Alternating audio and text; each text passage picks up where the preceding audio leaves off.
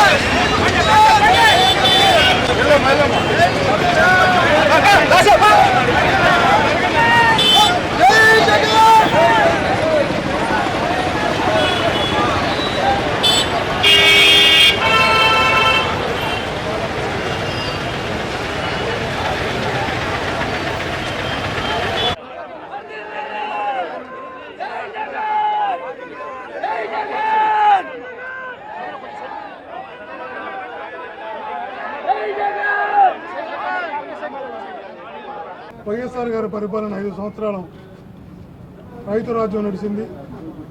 తర్వాత జగనన్న పరిపాలనలో 5 సంవత్సరాలు రైతు రాజుగా ఈ రాష్ట్రాన్ని పరిపాలించారు.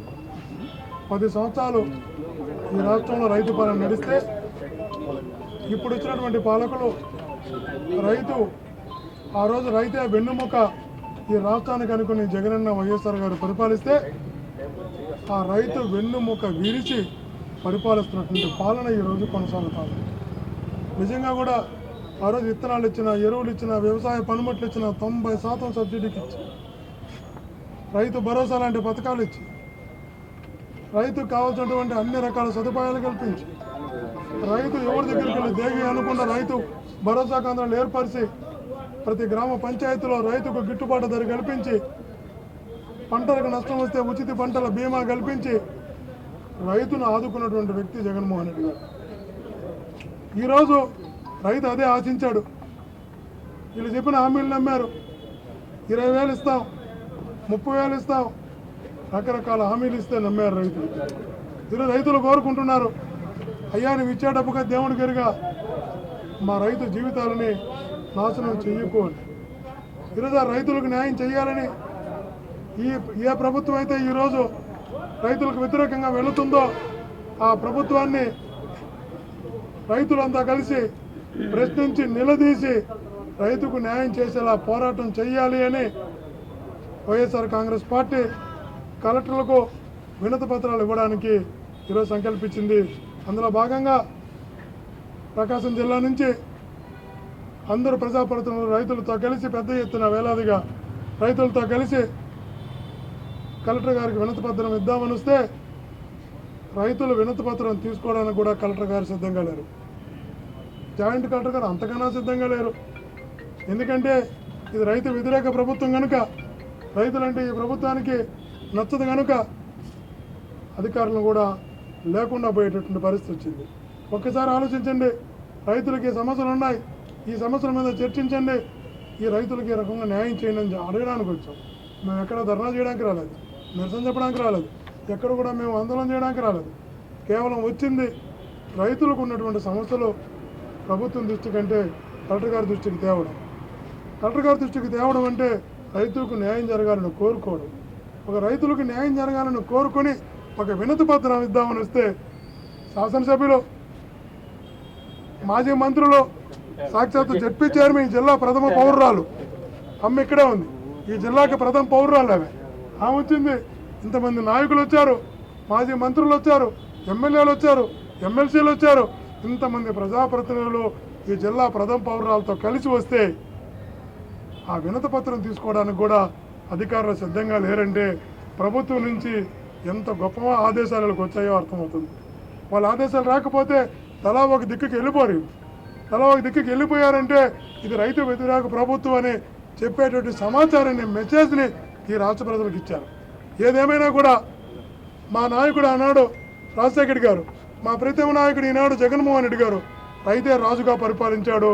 మళ్ళా రైతును రాజును చేసేంత వరకు వైఎస్ఆర్ కాంగ్రెస్ పార్టీ రైతులతో కలిసి కంటిన్యూస్గా పోరాటాలు కొనసాగిస్తుంది. రైతు రాజును చేసేంత వరకు మా పోరాటాలు కొనసాగుతాయని కూడా తెలియజేసుకుంటున్నాం. ప్రకాశం జిల్లాలో అందరు ఇన్ఛార్జీలను రైతులను కలిసి రైతుల కోసం అండగా వైఎస్ఆర్ కాంగ్రెస్ పార్టీ నినాదంతో ఈ రాష్ట్రంలో చంద్రబాబు నాయుడు గారు వాళ్ళ కూటమి చేసే రైతులు చేసే అన్యాయాన్ని నిలకట్టడం కోసం గతంలో మా ప్రీతం నాయకులు జగన్మోహన్ వరకు రైతుల కోసం అండగా ఉండి రైతులను రాజు చేసిన మహానాయకుడు జగన్మోహన్ గారు. ఎలక్షన్లప్పుడు ఇచ్చిన హామీలను నెరవేర్చుకుంటూ రైతులందరికీ రైతు భరోసా కూడా ఇచ్చిన మహానాయకుడు జగన్మోహన్ అని చెప్పి సభాముఖంగా తెలియజేస్తున్నా. కానీ ఎలక్షన్ల ముందు చంద్రబాబు నాయుడు గారు రకరకాల హామీలు ఇచ్చారు. ఈ రాష్ట్రంలో రైతులను మోసం చేయడం కోసం, రైతుల కోసం 20,000 రూపాయలు ప్రతి రైతుకి ఇస్తామని చెప్పి కలబోలు మాటలు చెప్పేసి ఎలక్షన్లు అయిపోయిన తర్వాత 7 నెలలు అయినప్పుడు కూడా రైతుల గురించి పట్టించుకున్న ఆలోచన లేదు. నీవు చంద్రబాబు నాయుడు గారు ఎలక్షన్ల ముందు ఇచ్చిన హామీల్లో ముఖ్యమైన హామీ రైతులకి 20,000 రూపాయలు కాబట్టి ఈ హామీ నెరవేర్దాం కూడా నెరవేర్చే ఆలోచన లేదా? రైతుల్ని మళ్ళా మోసం చేస్తున్నారా? రైతులు నోట్లో మట్టి కొడుతున్నారా? ఆర్బీకే జగన్మోహన్ వచ్చినప్పుడు ఆర్బీకే రైతు భరోసా కేంద్రం పెట్టినప్పుడు జగన్మోహన్ అన్ని విత్తనాలు కానీ, ఎరువులు కానీ, ప్రొక్యూర్మెంట్ కానీ, విత్తనాల ప్రొక్యూర్మెంట్ మొత్తం అక్కడే జరుగుతుంది. కానీ చంద్రబాబు నాయుడు గారు వాళ్ళ కూటమి వచ్చిన తర్వాత ఆర్బీకే పేరు మార్చారు. రైతు భరోసా ఇక్కడ లేదు. అదేవిధంగా ఈ గవర్నమెంట్ వచ్చిన తర్వాత రైతుల కోసం అట్లీస్ట్ ఈ వరి ప్రొక్యూర్మెంట్ చేసుకోవడం కోసం సెంటర్లు లేవు. తాత్కాలికంగా 1-2 పెట్టినా కూడా దాంట్లో అసలు సెంటర్లు ఎవరు లేకుండా మొత్తం దళారులు, రైస్ మిల్లర్లు వచ్చేసి ఈ రాష్ట్రంలో రైతులు మొత్తం పూర్తిగా అన్యాయం చేస్తున్నారు. గతంలో మా ప్రభుత్వంలో 1,750 రూపాయలు మూటకుంటే ఇప్పుడు ఆ 1,750 రూపాయలు కాదు 1,300, 1,400 ఇచ్చే పరిస్థితి లేదు. అది కాకుండా వర్షాలు పడుతున్నాయి. ఈ వర్షాలు పడితే నెమ్మి కూడా ఎక్కువ ఉంది. అదేవిధంగా కలర్ మారుతుంది. వీటిలందరికీ భరోసా ఎవరిస్తారు? అట్లీస్ట్ వాటిని కప్పుకోవడానికి కూడా అంతకుముందు మా గవర్నమెంట్లో సబ్సిడీ ఇచ్చి పట్టలు ఇచ్చేవాళ్ళం. ఇప్పుడు సబ్సిడీ లేదు, ఏమీ లేదు. దయచేసి ఈ కూటమి ప్రభుత్వం రైతుల కోసం అండగా ఉండి కనీస మద్దతు ధర ఇవ్వాలని చెప్పి డిమాండ్ చేస్తున్నాం. వైఎస్ఆర్సీ తరఫున ఈ విధంగా ర్యాలీకి వచ్చేసి కలెక్టర్ గారు లేరు కాబట్టి డిఆర్ఓ గారికి రిప్రజెంటేషన్ ఇచ్చిపోతుంది.